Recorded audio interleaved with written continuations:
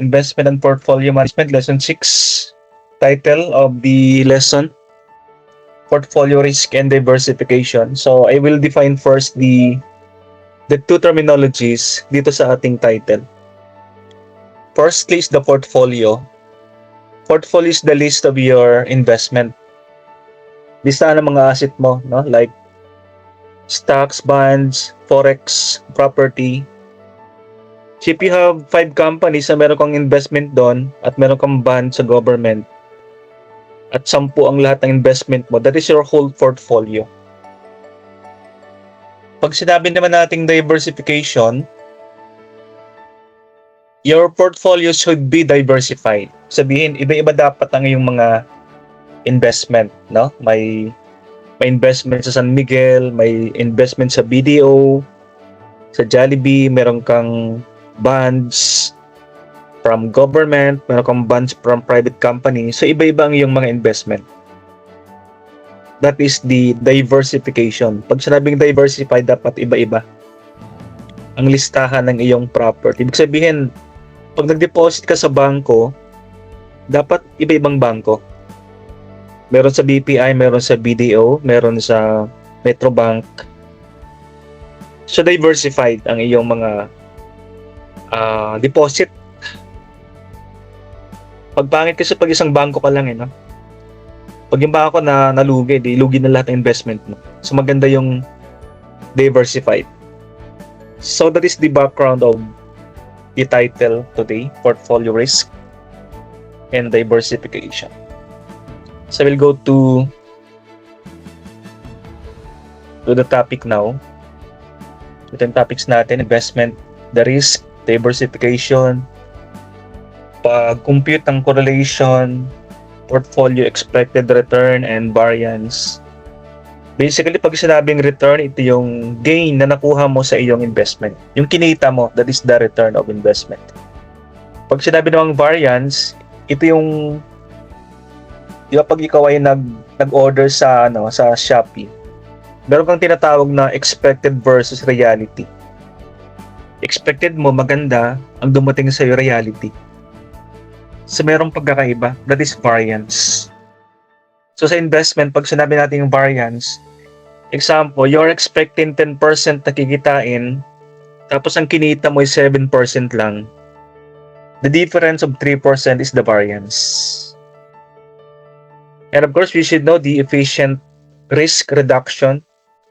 Risk investment o to reduce the risk in investment. So ito yung mga strategies na pwede nating gamitin. Okay, and the expected learning outcomes. Ito yung mga naman to, no? The topic, the learning outcomes comes from our syllabus. Why diversification matters? Ito mga outcome natin. I forgot to edit this one. This should be the learning outcomes natin. Ibig sabihin, at the end of the lesson, these are the things that you should be able to do or capable of doing. At least pagkatapos ng lesson, we should know how to explain paano nakareduce ng risk and diversification or pagkakaiba ng mga investment, calculating the portfolio expected return, interpret variance, and evaluate the benefits and limitations of diversification. So parang you will see, guys, now we're going to revolve around two topics, the risk and diversification. And given the parang midterm na pala next meeting, understanding investment risk.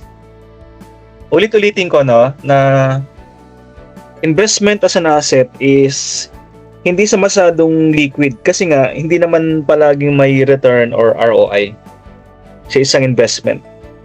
Ang stocks mo pwede siyang malugi overnight, bigla siyang malugi, kinabukasan wala ka ng gain. Lugi ng stocks mo. Kaya sinasabi ko palagi, the money should be put on investment or your extra money Yung mga sobrang pera mo na hindi masyadong ginagamit araw-araw. Kumbaga savings mo siya, then you put that in an investment. So para malugi man siya, hindi masyadong yung impact hindi masyadong malaki kasi anyway, ano mo naman yan, sobrang pera or savings kasi we can't avoid the risk sa isang investment. Sabi natin, 'di ba, pag yung mga investment na konti lang ang gain or return, hindi masyadong risky, no? Pero pag mga yung investment is malaki yung kinikita mo, that is risky. So may risk sa investment, hindi palaging sure ball na kikita ka dyan. Just a matter of when to invest. Kaya kailangan natin ng mga experts to know if which stock is feasible or profitable sa atin. And what are the risks in investment? Pwedeng mawala lahat ng pera mo. Or meron kang gain pero hindi masyadong malaki. Example, 3 years. Ang kinita mo mga wala pang 5%. So meron siyang risk or yung stock ay binili mo ng 5 pesos bawat isa. Din bumaba yung kanyang value to 4 pesos bawat isang stock. O diba ngayon ang price ng San Miguel ngayon, price ng San Miguel or BPI is 75 isang peraso. Then if you will buy that 75, then after 1 month, example, nagkaroon ng lugo yung San Miguel Corporation, naging 68 na lang siya. So you lost 7 pesos per stock. So hindi mo siya pwedeng ibenta kasi luging-lugi ka dyan. Mag-aantay ka ulit ng time na lumago ulit yung price ng iyong stock from 75 naging 76. Pag nag-77, ibenta mo na, no? At least kumita ka na ng 2 pesos per share. Understanding risk help in making informed decisions. So how do we understand risk? We need expert. Kaya nga mayroon tayong mga brokers, mga middlemen to know if when is the investment risky. Kailan nakikita nating risk ang isang investment. So we don't know because we are not expert naman when it comes to investment. Hindi naman natin trabaho yung mag-trade sa stocks. Meron talagang mga taong yan. Kasi for some of us, investment are just side hustle, no? Parang sideline mo lang yan.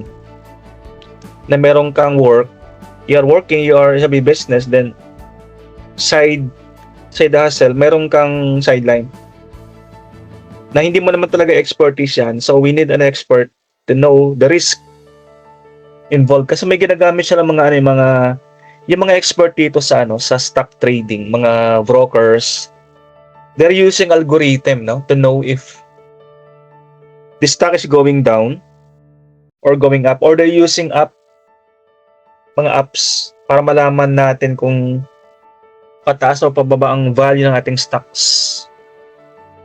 But we need to pay them. Example, merong sangkat na 2%. But at least we can minimize yung risk na involved before we decide on which stock are we going to buy. Kasi pag nanghula lang tayong parang namili ka lang sa palengke. Pag sa palengke nga, 'di ba? Pag palengke nga namimili ka bago ka mag-decide, nag-iisip ka rin Siyempre, doon ka pupunta sa mga suki mo. Ibig sabihin sa palengke, hindi ka basta-basta bumibili ng karne or isda. Baka mamaya, bilas sana yung isda or hindi na maganda yung amoy ng karne. So sa stock investment, ganun din. May mga risk din. Ang maganda dito, no? Meron tayong mga expert. May tao sa labi. Sino to? Bernard Gonzales, ng oras na Okay, mga common types of investment risks. Market risk, fluctuations in market prices affecting asset values. Volatile ang price ng mga stocks. 'Di ba? I have been telling you to monitor yung stocks ng mga prices, no? You will notice na nagpapalit-palit siya by centavos. Yung price ng stock kaninang umaga 75. Pero ngayong alas 3 ng hapon, hindi na siya 75. Pwede na siyang 75.50 or pwede na siyang 69.50. Pwede siyang pababa. Kasi ang word natin dito, fluctuating. Yung pagtaas, pagbaba. Kaya nga meron tayong sinasabing opening price ng stock, yung closing price ng stock, tapos yung average price ng stock. Ang price ng isang stock, guys, sa isang araw, 5 siya. Kasi fluctuating. Example, opening price 75. Ang closing 71. May tinatawag pa tayong average price, yan ang pangatlo. Meron pa tayong highest point ng stock, yan ang pang-4. At meron tayong lowest point ng stock, yung pang-5. So 5 yung price na pwede mangyari sa isang stock sa loob ng isang araw. Closing, opening, average, highest, yung ceiling or yung highest o yung floor, yung lowest price ng isang stock. Example, ang price 75, tapos ang pinakamababa yung naabot isang araw ay 65. Tapos ang pinakamataas yung naabot isang araw ay 72. Pero ang average ay 71. Tapos mamayang hapon, alas 4 ng hapon, ang kanyang closing price ay 71.50. Kaya fluctuating, no? Yung price ng isang stock. Okay, and the second risk, yung credit risk. Why this is investment risk. Sa mga bangko, no? You are investing in banks. Example, time deposit or just savings account. May risk din doon sa because of credit risk sa mga umutang sa bangko, borrowers of the bank that defaulted on their payment. So, if they defaulted on their payment, the cash flow of the bank is affected. No? Sabihin, kung saan ka nag-invest, may time that they can give you right away the interest, the gain, or the profit dun sa yung investment. Sa mga companies, no, example, you have a stock ownership sa isang company, then nag-net loss yung company na yon, and of course, you cannot be given the dividend na entitled yung iyong number of shares of stocks din sa isang company. So, ang dividend naman, it depends on the profitability of the company. Pag hindi masyadong profitable yung company, so may risk dyan na you cannot be given enough dividend or dividend on time. Then the third risk, the liquidity risk. Difficulty in selling an asset without a loss. So ito naman ay your asset like property, stocks. You have difficulty on selling.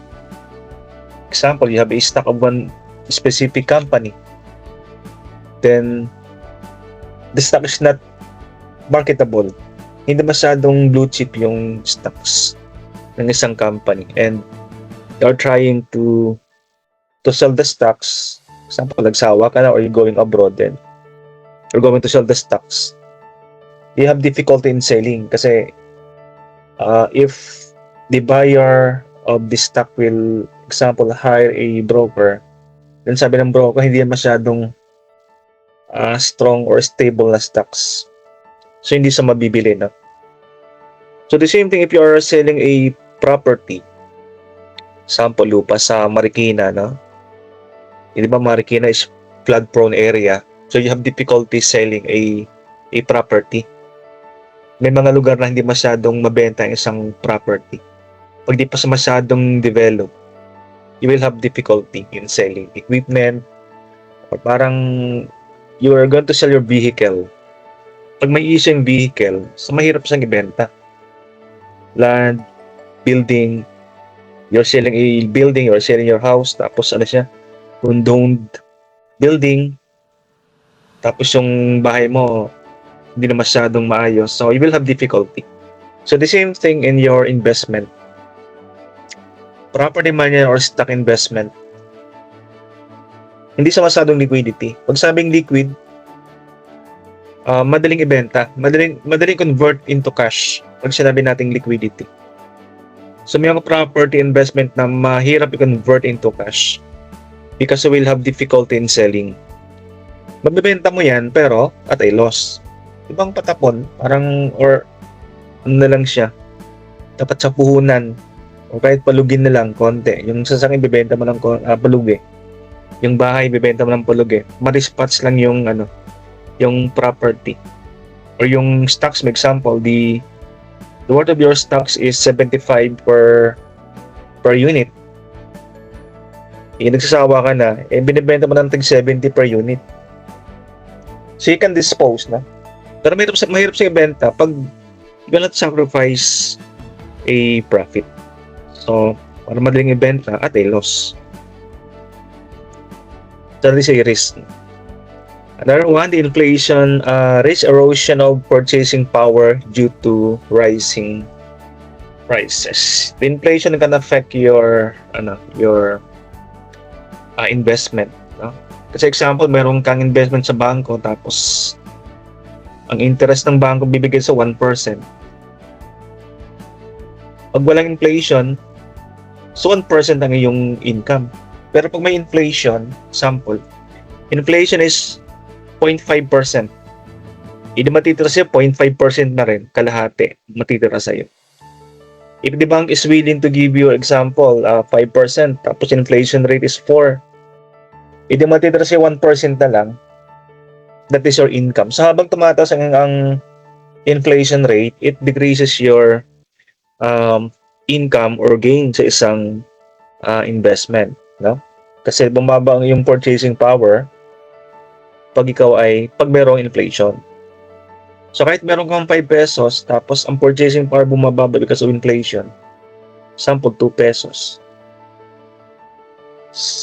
So 3 pesos magtitira sa'yo. That is the result of inflation in business or investment.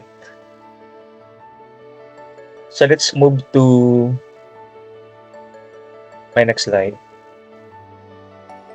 Examples of investment risk in action.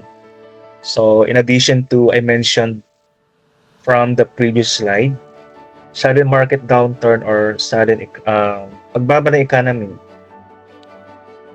walang masyadong work mga tao, inflation, unemployment tumataas. So it has an impact on your investment. Kasi for example, economic downturn, mahirap yung economy in the country, then yung mga investors abroad, of course, they will not be giving or investing their cash sa country, sa Pilipinas. No? So it has an effect on your investment. No? Pag walang masyadong pera, so your investment will be affected. And I mentioned kanina yung credit risk realized through default. No? You have investment, tapos yung bangko nagsarado, so wala kang interest income. Anyway, pag mayroon ka naman sa bangko that is secured up to 1 million no? May insurance yan PDIC pag sa mga bangko. Kaya lang siyempre, sayang yung kikitain mo sana. And yes, this one is correct. Difficulty selling property quickly. Magbebenta ang property, kaya lang matagal. Example, pag yan ay building, so matagal na siyang ibenta. Pag mas maliit, siyempre sasakyan, mas madaling ibenta. Pag stocks, madali rin siya ibenta. Kaya lang, may mga property or investment na hindi masyadong liquid. No? Mahirap siyang ibenta. And yes, that was mentioned, the rising cost of prime commodities coupled with masyadong maraming pera sa circulation. Pag maraming pera circulation, it will decrease the value of your money. So that is inflation. Your real return, di ba? We mentioned last time yung real return mo. Pag meron kang income na 8%, hindi pa ng real return mo. Kasi ibabawas pa natin dyan yung interest or inflation rate. Inflation rate, 3%. Kumita ka, 8%. Inflation, 3%. So, ang real return mo is 5% only.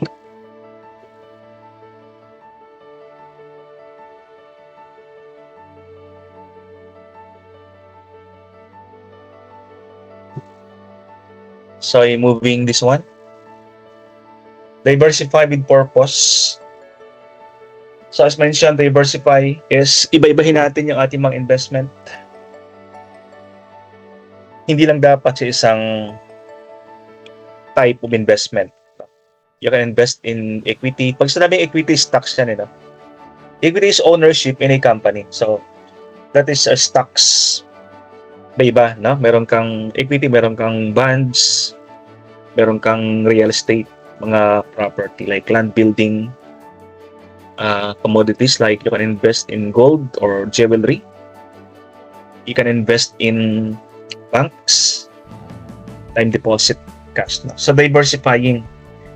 Ikalat natin yung ating mga investment sa different asset para yung risk ang pinaka-idea dito pag sa isang investment ka lang, sa isang klase investment ka nag-invest, stocks lang.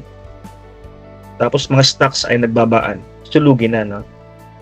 Pero pag meron kang real property, at least ma-offset. Example, nalugi ka sa stock, is real property, kumita ka naman. So parang dagdag bawas lang siya. Para lang siyang offsetting. Bawas sa kaliwa, okay lang. Tumaas naman yung kanan. Or ang real estate mo mababa, may investment ka sa mga commodities like gold, jewelry. So at least hindi ka masyadong, yung impact hindi masyadong malaki pag diversified or iba-iba ang iyong mga investment. Pag reduce ang risk, wala masyadong risk, hindi ang outcome or income strengthen ang outcome mo. Pag sinabing outcome, it's either your investment is growing or kumikita ka sa isang investment or marami ka pang may bidding investment. Those are the outcome. So we diversify not only for yabang, not only for pride na marami kang investment, pero may reason tayo why we are diversifying. Hindi naman ito paramihan ng hindi naman ito para masabing marami kang investment in different areas. Ito ay you have purpose, kaya ka nagda-diversify. So, ulit natin sinabi ni Warren Buffett, no? Don't put all your tomatoes or eggs in one basket. Dapat iba-ibang basket. And the baskets are the different types of investment. Okay, let's go here. Why diversification matters is spreading exposure can reduce risk and improve the odds of more consistent returns over time. May return, sabihin hindi masyadong malaki, pero consistent. Nag-improve yung ating mga income. So, we have here two scenarios. To the left is the concentration. Pag sinabing concentration, concentrate yung investment mo. Nasa isang area lang. Okay? Example, puro real estate lang, so concentrated ka dyan. Puro stocks lang, so concentrated ka sa stocks. Or puro gold. Or puro bonds lang. So that is concentrated. Higher volatility kasi, example, pag sa stocks ka lang kasi, no? Di ba sabi natin, stocks are volatile. Pabago-bago ang presyo ng stocks. Pag lahat nagbabaan, mataas ngayon, biglang bumaba kinabukasan. That is volatility. Pabago-bago siya. Pag higher volatile ang stocks, sabay-sabay kang nalugi. So yung risk dyan, higher pag isang klase lang yan. Why higher? Why higher yung risk sa concentrated? situation. All your income kasi depends on one asset lang. Stocks lang eh. Sabi natin kanina, pag puro property ang negosyo ang iyong investment at sabay-sabay nagbaba ng value ng property, di ano yan, all your income from property will go down the drain, lugi. Kasi 100% ang asset mo nasa property. 100% of your investment ay nasa property lang or one area lang or one idea lang. The opposite is to your right, that is the diversification. Diversification, lower volatility, kasi may mga investment na hindi naman pabago-bago madalas yung kanilang mga presyo.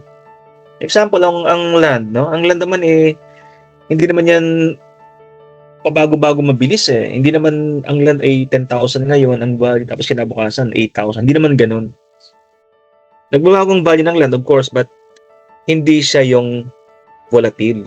It can change like 5 years from now, magbabago, no? Yung value ng iyong land. So pag hindi siya volatile, pag lower volatility, so more resilient, hindi masyadong risky. Pag sinabi siyang diversification, you have many assets. Yung binanggit ko kanina, no? Meron kang forex, bonds, stocks, jewelry, gold, silver, real estate, paintings, property. Yun ang iyong ownership sa mga companies na example, partnership, part owner ka nun. So investment din yun. So therefore, diversification is spreading across yung iyong mga funds or pera sa uncorrelated assets. Pag sinabi uncorrelated, ito yung mga asset na hindi sila related, hindi sila connected. Kasi pag connected sila, magka-connect, magkamag-anak, lahat ay stocks, magkamag-anak yun eh. Pag lahat ng stocks ay bumaba, so connected. So dapat hindi sila magkakaparehas, uncorrelated eh. Example, stocks and bonds, uncorrelated. Paintings and real estate, uncorrelated. Pero pag sinabi nating savings account and time deposit, lahat ang iyong investment. So they are related. So anong ginagawa natin? We reduce yung relation. Dapat stand-alone sila, independent. Pag ginawa natin yan, it reduces the impact of any single loss. Of course, malulugi ka. Hindi naman laging profit ang investment. Of course, malulugi ka. Pero hindi yung lahat ay malulugi. Lugi ka sa isa, i-profit naman yung tatlo. So, it lessens the impact. And the idea ng concentration versus diversification. Kahit ka sa bangko, di ba? Mga bangko niya dapat iba-ibang bangko. Kung marami kang pera, huwag mo ilagay sa isang bangko. Dapat iba-ibang bangko yan. That is diversification. Okay, you can diversify by sector. Yung binanggit natin kanina. You can diversify by sector, iba-ibang industry. Okay, and of course, you can also diversify by geography. Iba-ibang lugar. Mga stocks naman lahat ng countries may stocks May Hong Kong Stock Exchange, may London Stock Exchange, may New York Stock Exchange, may Philippine Stock Exchange. So, iba-ibang lugar, iba-ibang geography. Kasi, iba yung stock situation in one country compared to another country. So, iba-ibang lugar, iba-ibang area, iba-ibang industry. Iba-ibang lugar. Example, Asia. May investment ka around Asia. May investment ka around Europe. Investment around the Americas. So I have a friend, may kaibigan akong gano'n no? Yung kanyang asawa, yung kanyang investment iba-iba. Parang 10 stocks. Tapos meron sa investment dito sa Pilipinas, meron sa investment sa Hong Kong. Sa US, no? Ganun din yung boss ng aking kaibigan ko rin. May business sa Hong Kong, may business sa Pilipinas. Pag nalugi ka nag-breakdown yung Philippine Stock Exchange o meron ka pa sa London, meron ka pa sa Hong Kong. New York meron ka.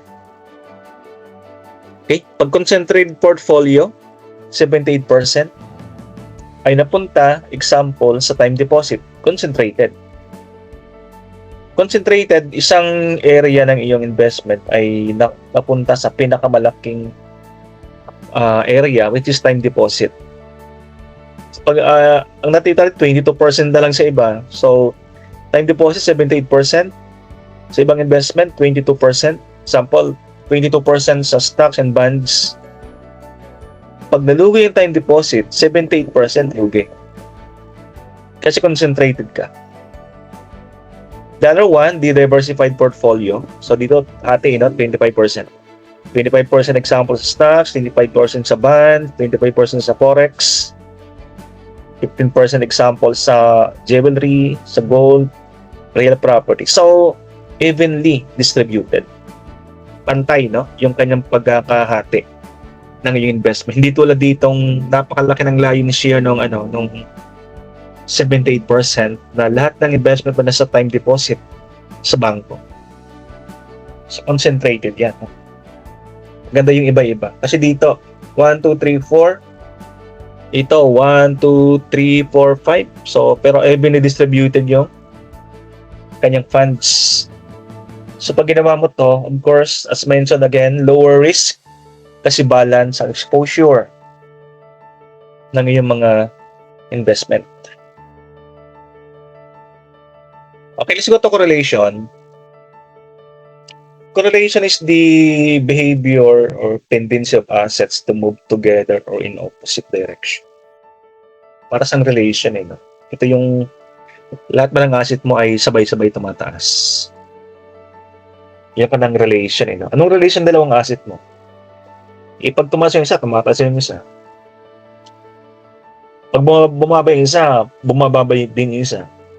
Kasi pwedeng ganun, no? Or pwede isang opposite.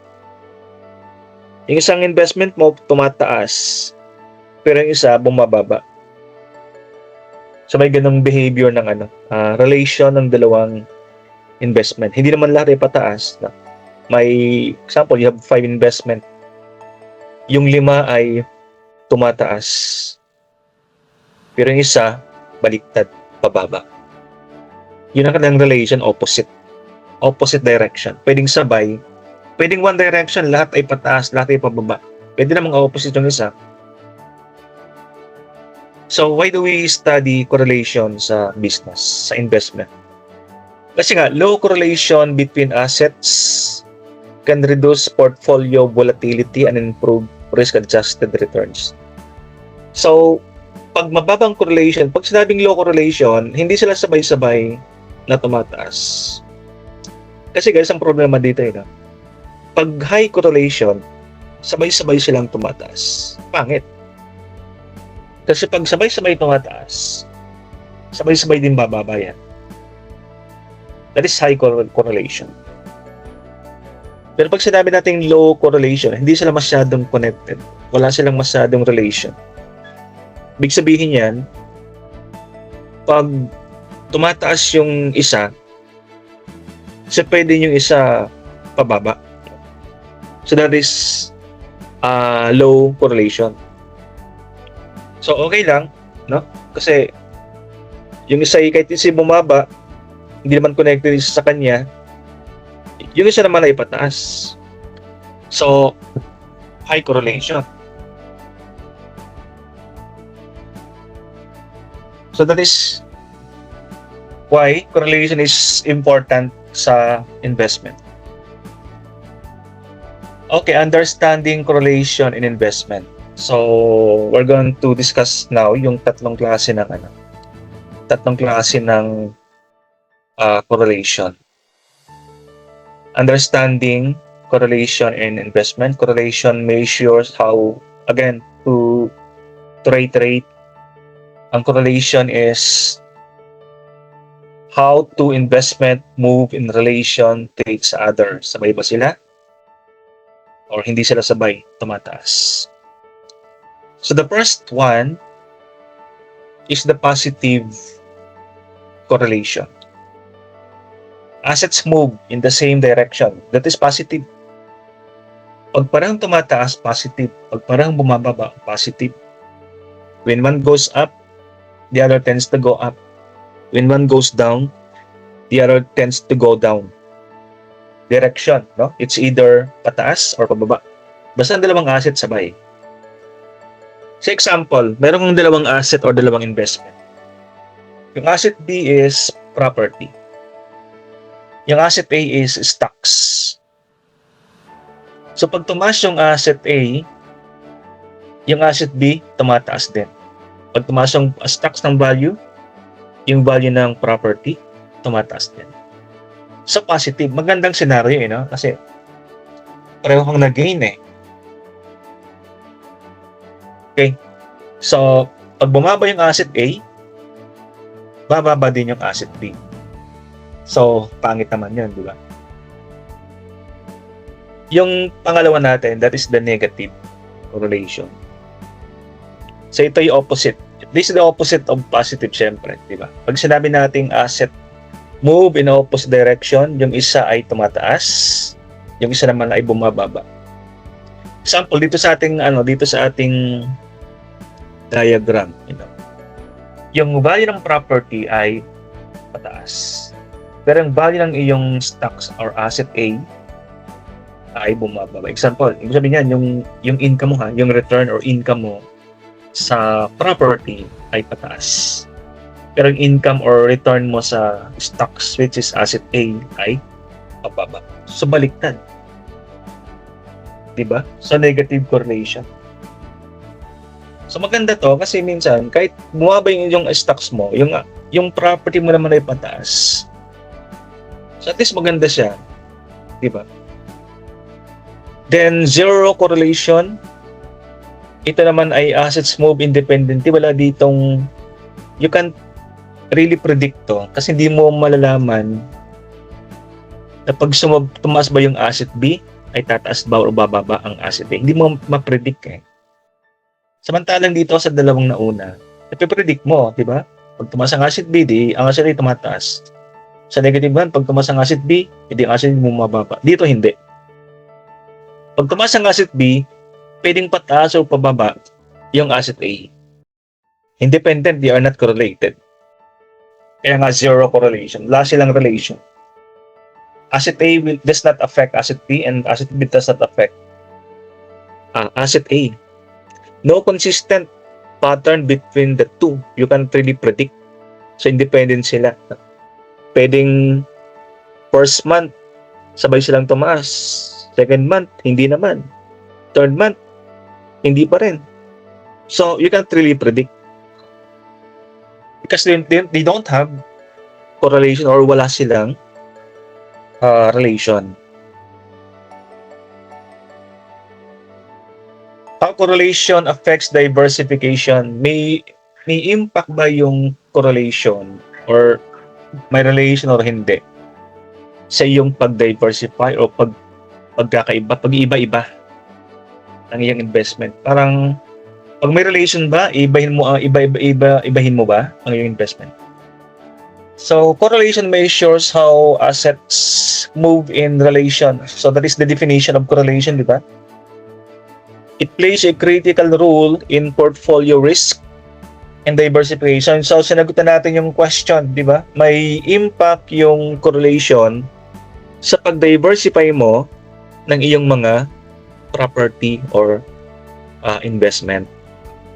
Kasi nga guys, no, pag low ang correlation, ibig sabihin walang masyadong relation yung dalawang property, low correlation. Stronger diversification yan. Pag stronger diversification, napakababa ng risk. Kasi nga, iba-iba. So, pag walang masyadong relation sila, ibig sabihin yan, stronger diversification. Iba-iba ng iyong mga investment. Kasi walang relation eh.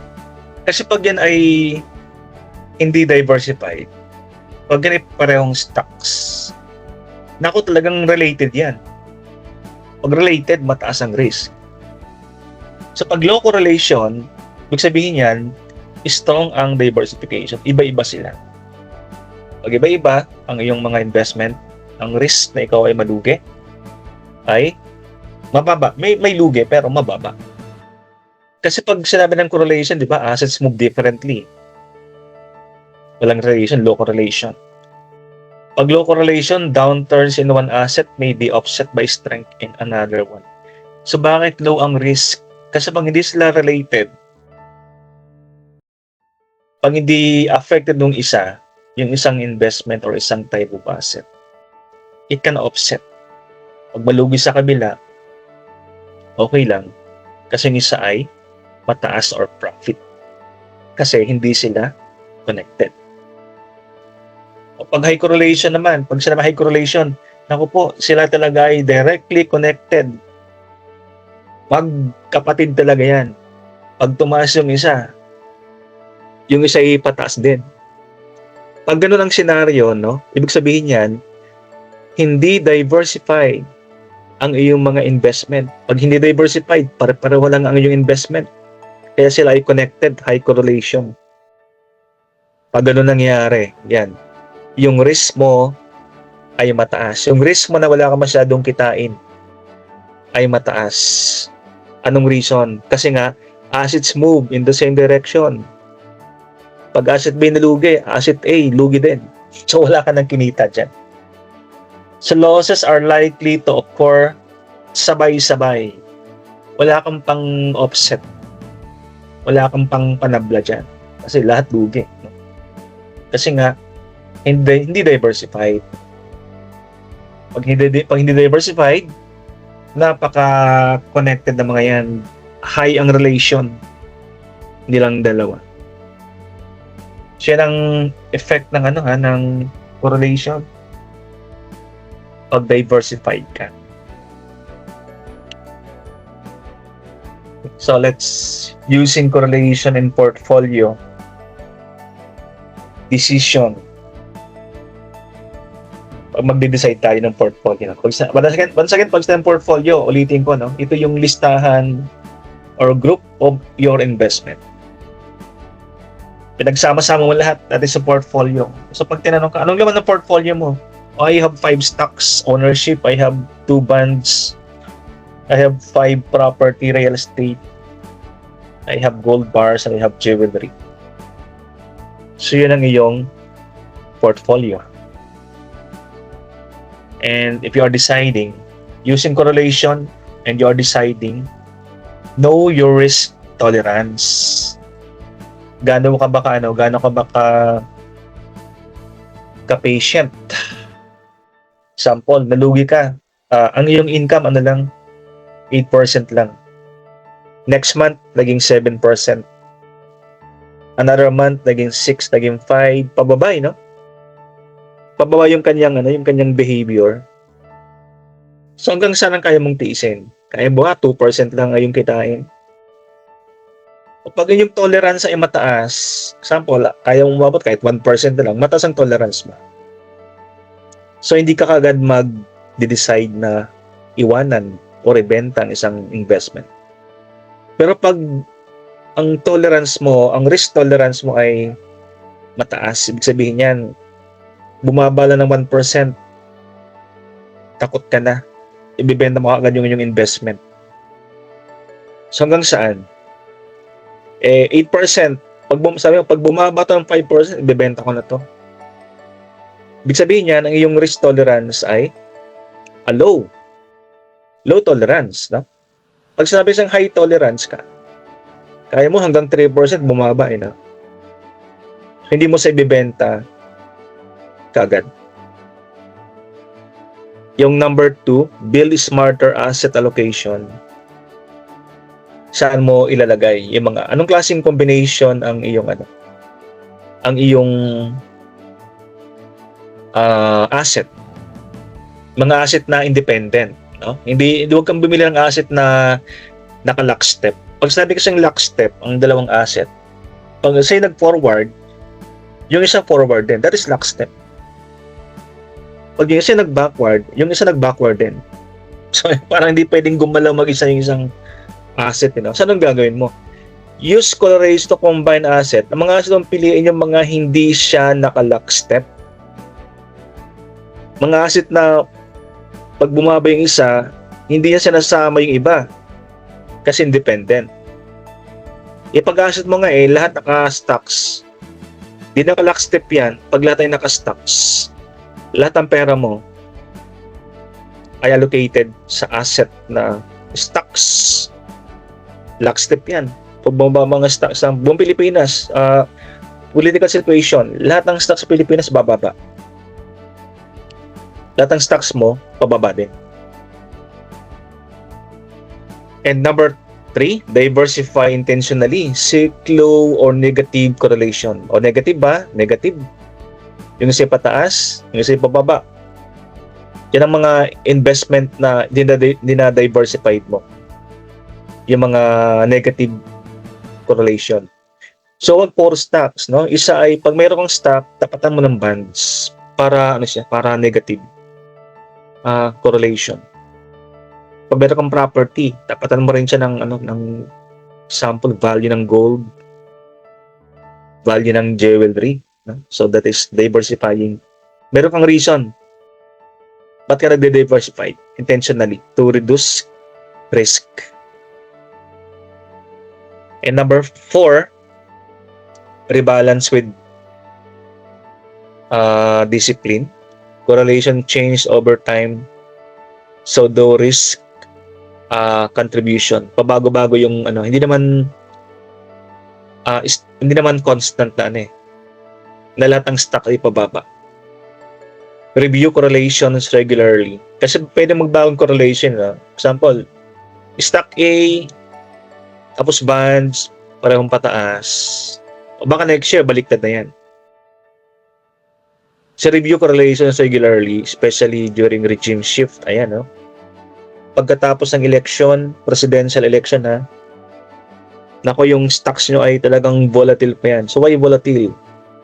Kasi pag ako yung investors from the US, tapos pumunta akong Pilipinas, tapos nakita kong katatapos ng election, kapapalit pala ng presidente. So parang ako niyan, I am holding my investment. Hindi ko muna itutodo mga investment ko kasi guys, wait and see attitude. Mga investors, they are still testing the water. Tinitin mo na yung situation sa country. Anong gagawin ng bagong presidente? What is the new policies to be rolled out by the new president? O saka na tayo maglagay ng investment natin sa Pilipinas after 100 days, for example. By the time, alam na natin yung direction ng new administration or new regime. So let's move the slide. So before we continue guys, pwede bang pa-subscribe muna dyan sa aking munting channel? Salamat. Portfolio expected return and variation. Return of course is your income, your gain. Yung balik na investment sa'yo. Variance is the difference between the expected return and expected. Variance is the difference between the expected at yung actual. Sa expected return, ito yung average outcome we anticipate. Example, January to July, ang kinita mo on the average 5%. Pag na-average mo 5%. So siguro sa August, ang yung income at least ganun din, around 5% din. January to July, average 5%. O wag kang mag-expect ng 10% sa August. Masyadong malayo na yan. Diba we are expecting based on the average expected return. There is expected return from your portfolio. Anticipated, no? Anticipated. Hindi actual yan, Anticipated nga yan, or expected return. In-expect 5%, di ba? Expected 5%. Tapos merong actual. Actual is ano yung totoong nangyari. Okay, o sabi mo sa August, expected mo 5%. Then sa August, ang actual gain mo ay 6%. O di maganda, di ba? Kasi yung actual ay mas mataas expected. Expected 5%, actual 6%. So the difference, guys, is what we call the variance. Around expected return, that is the variance, 1%. So in that situation, the variance is favorable. Bakit favorable? Kasi mas mataas yung actual doon sa expected. Kaya favorable yung variance. No? Pag binaliktad natin, example, you're expecting 5%, tapos yung actual na nangyari is only 4%. So magkanong difference? 1%. That is the variance. Ngayon, in that situation, the variance is now negative or unfavorable. Unfavorable. So bakit unfavorable? Kasi yung actual ay mas maliit kaysa dun sa expected. So yun ang return versus your variance. Especially pag yan ay unfavorable, yan yung difference. Expected 5%, tapos 4% lang yung actual. So yun ang risk, di 1%. So why return and variation are core to portfolio planning? It defines the opposite opportunity set. They characterize the investment trade-offs available to us. Do you know the trade-off na pinag-usapan natin? We balance higher expected return against higher risk. Ibang trade-off natin sa investment, if the risk is high, the return is also high. But if the investment is not risky, if the investment risk is low, the return is also low. So may mga investment na risky pero malaki yung return. Example, stocks, risky kasi bigla siyang bumababa, di ba? Pero pag sinuwerte ka naman, yung return sa stocks mo ay mataas. Example, yung stocks binimulang 75 pesos ang isa. Then after 3 months, naging 100. Pwede tumubo ka ng 25 peso isa.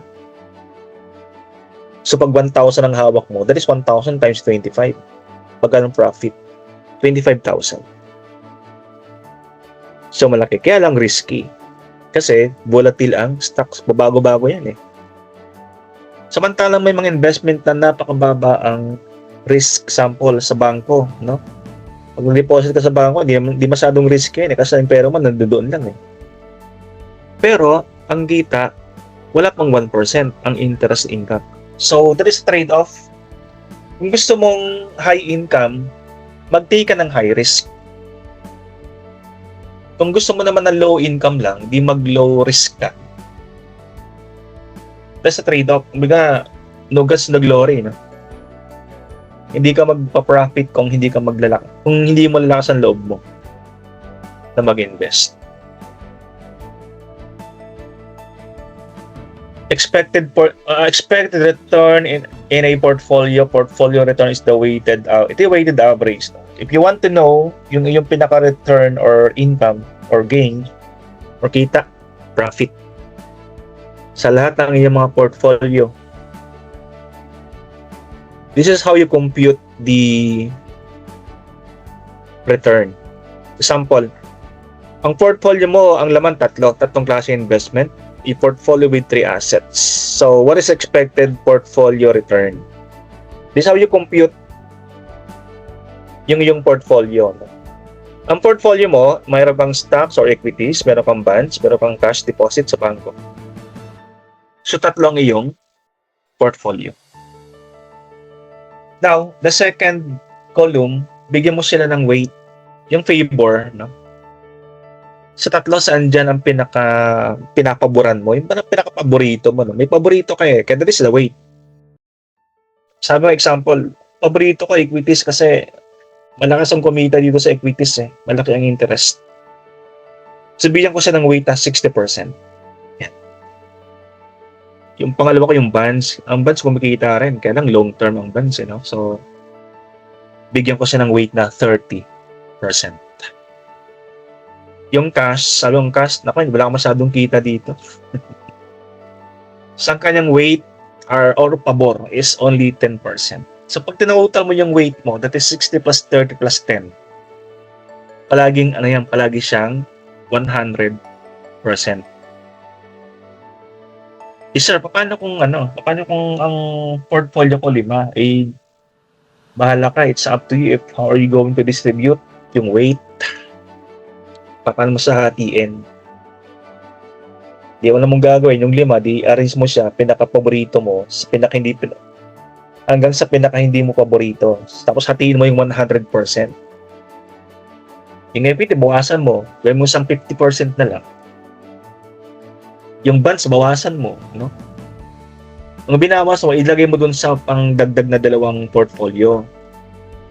Kasi ang total niyan, guys, no, palaging 100% yan. Okay? Then third column, ito na yung kinita mo. Ito na yung return. Example, stocks kumita ka 8%. Bonds kumita ka 4%. So pag meron ka ng mga income na return, i-multiply mo na siya. Weight multiplied by the return, that is 4.8. Bonds multiplied by the return, that is 1.2. Okay, so meron ka ditong weighted contribution ng mga portfolio mo. Contribution sa kinita. Pag tinotal mo yan, lahat overall across your 3 assets, that is 6.20% expected portfolio return. Portfolio overall. That is 6.20%. So that is how you compute the overall expected portfolio mo, no? Sa iyong mga, pag marami kang portfolio, ha? Okay, then variance, portfolio risk measure. So variance measures the spread. Ito yung variance is gaano kalayo yung actual doon sa na-expect mo. Parang sa 'di ba? Parang nag-order ka sa platform, Lalamove, or nag-order ka sa Shopee or TikTok. Meron ka expected na delivery. Example, damit. Ito yung na-expect mo, no? Nung na-deliver, ibang-iba. The expected versus the reality. Di ba? May na-scam na bang ganun? Expected versus reality. Order ka ng damit. Ang ganda. Pagdating sa'yo, ibang-iba yung kulay, ibang-iba yung size. That is reality. So, meron isang variance. No? Minsan, yung variance, tolerable. Sabi mo, okay na to. Kahit hindi masyadong eksakto sa picture. Okay na yan. Meron naman kasing yung pagkakaiba, sobrang layo. So talagang hindi mo talagang maatim. Hindi mo talagang matolerate, ibabalik mo. Yan sinasabi natin variance, no? Gaano kalayo yung dumating na delivery sa expected mo. So sa investment, pag sa variance, gaano kalayo yung agwat ng actual gain mo o return doon sa expected return. Expect 5%. Tapos ang pinaka-actual, 1%, naku, ang layo, no? 5% expect, tapos ang kita 1% lang. So, ibig sabihin yan, ang layo ng variance. Nung deviation ba? Nung deviation, yung layo, minsan tolerable, minsan hindi naman. So, that is the variance. Yung agwat, no? Diyan, sige na nga, okay na yan. Expected 4%, di ba? Expected 5%. Ang actual mo, 4.9. Okay lang, 4.9. Kasi guys, meron tayong tolerable, or ito yung lumampas man or kinulang, okay lang, tolerable. Example, expected mo 100%, di ba? Tapos ang dumating 104. Okay. Lampas di ba? Expected mo 100. Ang dumating 90. Ang layo. Ang difference 10. May situation naman na expected 100, ang dumating 96. Okay lang. Kasi diferensya, 4 lang naman. So plus minus guys, no? Kasi meron tayong yung tolerable na na kumulang man siya o lumampas man kasi dapat ang lampas o kulang ay hindi dapat 5% lang. Lumampas man ng 4, okay lang kasi 5% naman yan eh. Kulangin man yan ng 4, okay lang kasi 5% naman yung ating tolerance. Pero pag expected mo ay 100 tapos ang kulang 6, lampas na sa 5%. Kaya meron tayong variance na tolerable. Okay, next one, diversification tayo and correlation. So ito'y sample ng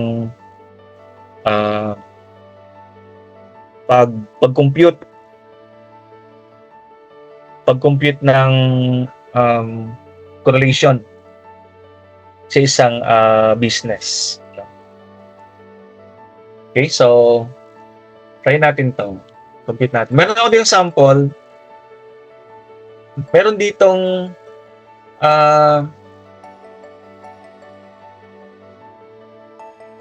dalawang klase ng asset. Okay?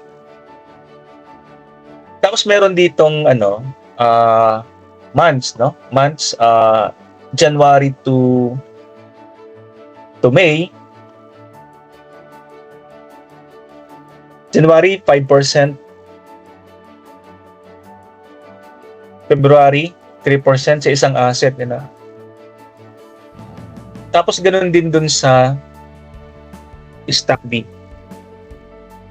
So dalawang klase ng ating stock dito sa example na to. Stock A and stock B. So we're going to compute yung kanilang correlation. Ibig sabihin niyan, yung stock A and stock B are they correlated? Ibig sabihin, pag tumaas ba yung isa, ay tataas din ba yung kabila? So measure natin, di ba? Kasi pag sila ay correlated, nako, that is very risky. So ang gagawin nyo guys, picturean nyo muna itong nasa slide natin. Kasi iiwanan ko yan, di ba? Kasi pupunta ako sa Excel. Kasi nasa Excel yung ating computation ng correlation. Okay? So pag na-picturean nyo na to, iiwanan ko na siya muna, no? I-close ko muna siya, tapos lipat ako ng Microsoft Excel presentation.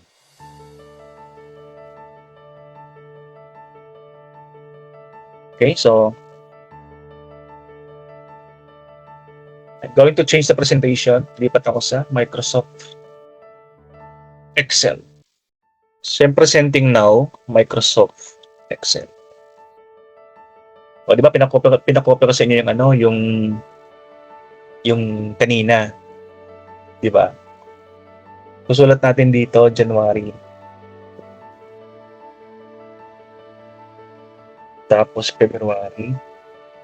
Tapos March. Tapos April. Tapos May. Okay? Tapos ilagay natin dito yung 5%, 3%, 7%, 2%, tapos 6%. 5, 3, 7, 2, 6. Sa stock B, ganun din. Tagin natin dito 4%, 2%, 6%, 3%, and 5%. 4, 2, 6, 3, 5. Okay guys, no? Dito sa sample, ano ba to? Positive siya or negative? Dalawang choices, positive relation or negative yung kanilang relation dito.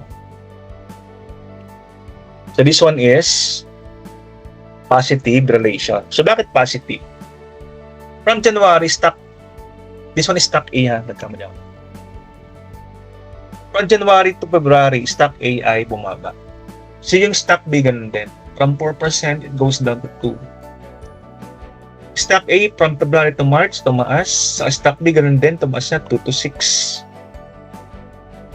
Stock A, March to April, bumaba. So, pareho sila, no? Ibig sabihin yan, pag bumaba yung stock A, bumaba ba ni stock B? Pag tumaas ang stock A, tumataas din ang stock B. So, positive yung kanilang relation. That is risky. Kasi kambal naghihilahan, di ba? Magkakasama ay maghiwalay. So, that is positive. Okay. Ilang degree? Kasi we know that they have a positive relation, pero anong degree? Gaano sila ka-close? Ilang percent? That is why we're going to know yung kanilang correlation. Sa Excel file nyo, dito, pumunta ka lang sa formula. Okay? Then punta ka sa more functions. Punta ka sa statistical. Then punta ka sa Corel. Corel means correlation. Okay? Then click mo yung Corel. Lalabas yung formula. So meron ditong dalawang dialog boxes. So, ibig sabihin dito yung stock A nakalagay. Tapos dito nakalagay yung stock B. So, i-highlight mo lang yung stock A. Automatic, nandiyan na siya, di ba? Tapos, stock B ka na lang, highlight mo yung stock. So, para naka-highlight, no? B2 to B6, then C2 to C6. Then, kukunin natin yung kanilang relation. Gaano katindi yung kanilang pagmamahalan. No? Yung kanilang relationship, ilang percent. Click natin yung OK. So, yung kanilang correlation ay 0.91499. That is closer to 1. Diba? Almost 1 na yan Ibig sabihin, pag closer to 1, napakataas ang kanilang relationship. Kunti na lang, 1 na yan, no? Kunti lang, 100% na. That is the degree of their relationship. Positive. Pero anong degree? 0.91499. Okay? So, that is how to compute yung correlation. Okay? So, 0.91499. So, iwanan natin yung computation na yan. Let's go back to our presentation slide. So, present ko ulit. Ilan natin correlation? 0.9149. Sala yung formula, di ba? That is a formula ginamit natin sa Microsoft Excel. Then we click OK kanina. Anong lumabas? 0.91. So, ito yung kanilang correlation. 0.91491. Now, how do you interpret the result of correlation ng dalawang investment? So, we have here the reference. So, ito reference natin. Pag malapit sa 1, yung result, 0.91499. So, nandito siya, di ba? 0.70 to 1, nandiyan sa bracket na yan, itong 0.91. So, ibig sabihin yan, habang papalapit ka ng papalapit sa 1, perfect ang inyong relation. Both of you are moving together.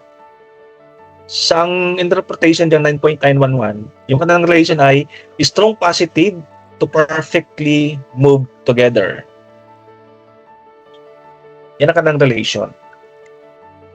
Kasi positive. Now, pag negative yan, example, nakuha natin negative 0.91. Hindi nandito siya.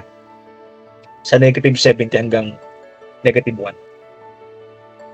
Pag dito sa ibig sabihin opposite. Strong negative relation.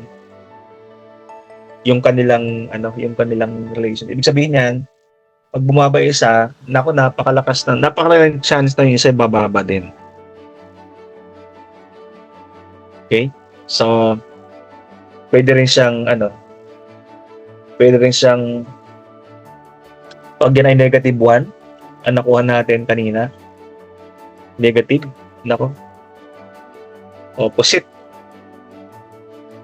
Pag isa'y bumaba, isa'y tumaas. No? Kasi habang papalapit ka dito, napakalaki ng chance na sila ay opposite talaga. Pag negative, example, negative 0.99 yan, that is almost perfectly move opposite. Maganda. Mag-opposite sila. Kasi hindi sila naghihilahan. Yung dalawang investment, hindi sila naghihilahan. No? That is how you read the correlation. Tingnan mo tayo sample. Ayan. Using the same formula sa Excel, ha. Ganun yung formula gagamitin nyo. Pero ito yung baliktad na, no? Ito na ay negative. Bakit negative? Kasi pag yung stock A, 8% goes down to negative 4, bumaba. Pero yung stock B, yung bond B, di ba? Baliktad. Tumaas siya. So they are negative. Kasi, pag tumaas yung isa bumababa. Pag bumaba yung isa, yung tumataas sa negative. Pero anong degree ng kanilang negativity? So using the same formulas sa Microsoft Excel, you enter again doon sa ginamit natin kaninang formula, di ba? Na we click yung formula, then we click the more functions, then we click statistical, then we click Corel. Then we enter the data dito.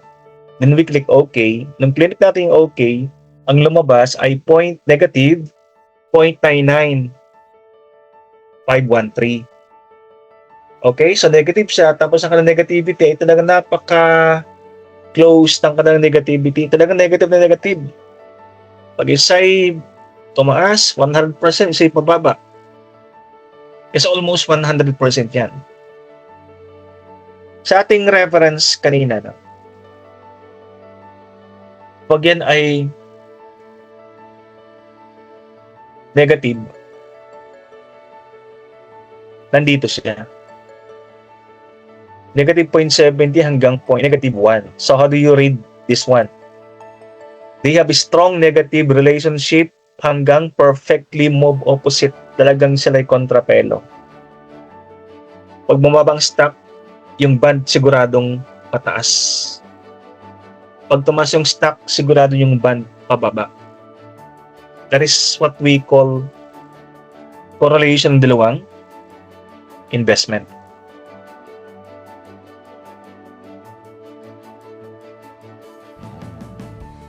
Okay, so we move. Simple rule, no? Simple rule.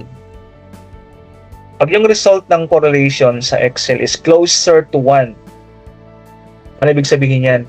Investment move together. That is positive. Less diversification. Ibig sabihin yan, pag both of them are moving together, ibig sabihin yan, hindi sila diversified. Talagang they are related. Magpinsan talaga. Okay?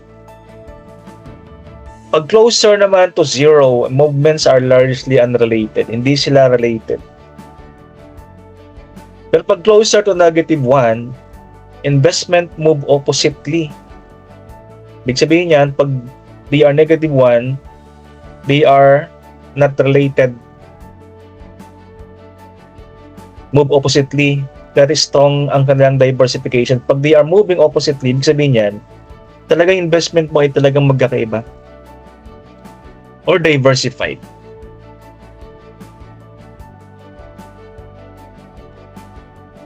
Okay, so let's go to this one.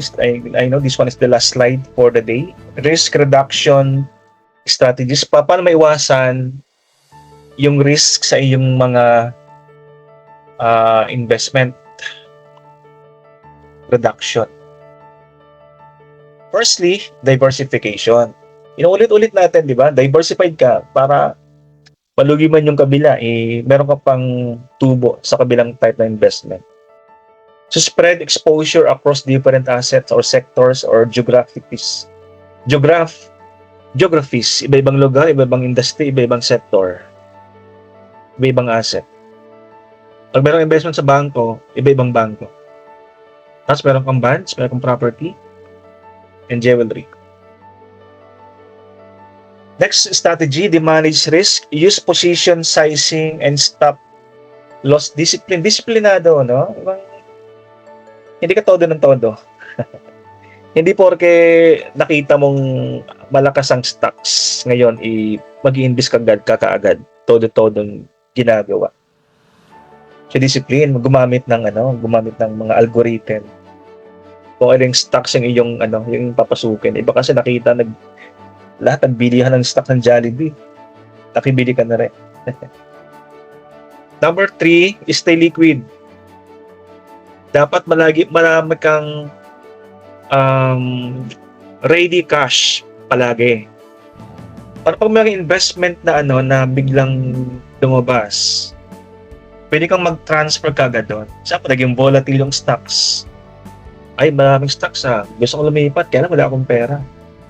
Hindi ka liquid. Pero pag liquid ka, marami kang pera, nakita mong volatile o pababa yung value ng stocks, ay, lipat ako sa bonds.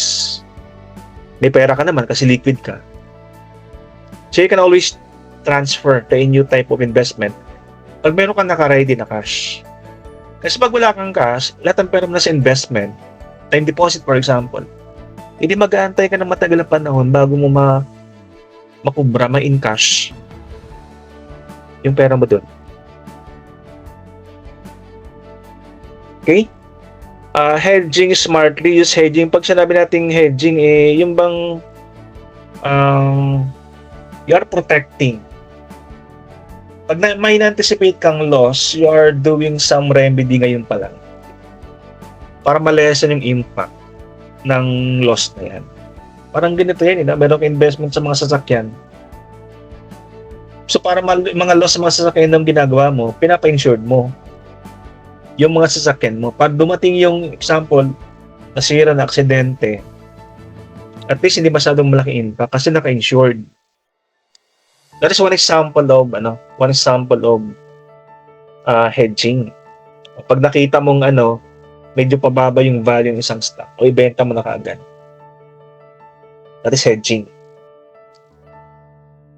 And the last strategy, focus on quality, prioritize strong balance sheets and resilient cash flow.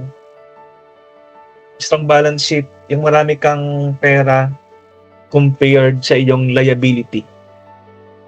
Kasi minsan, hindi quality pag mas marami kang utang kaysa asset, mas marami kang utang kaysa cash, hindi yan quality. So dapat strong ang iyong position. And also monitor your cash flow, no? Hindi palaging income, hindi lahat ng income ay liquid. May mga income kang on account. Important, you also monitor the cash flow of your company. Yung bang paglabas pagpasok ng pera, that you have a strong cash balance. Right, so I know you said you got something from portfolio risk reduction and correlation and diversification. So I know I don't have enough slides, so these are my references. And before I say goodbye, pwede bang pa-request again, guys? Pa-click naman ang subscribe button sa mga hindi pa nakapag-subscribe. And this has been Dr. Cortez. Signing off. Bye everyone.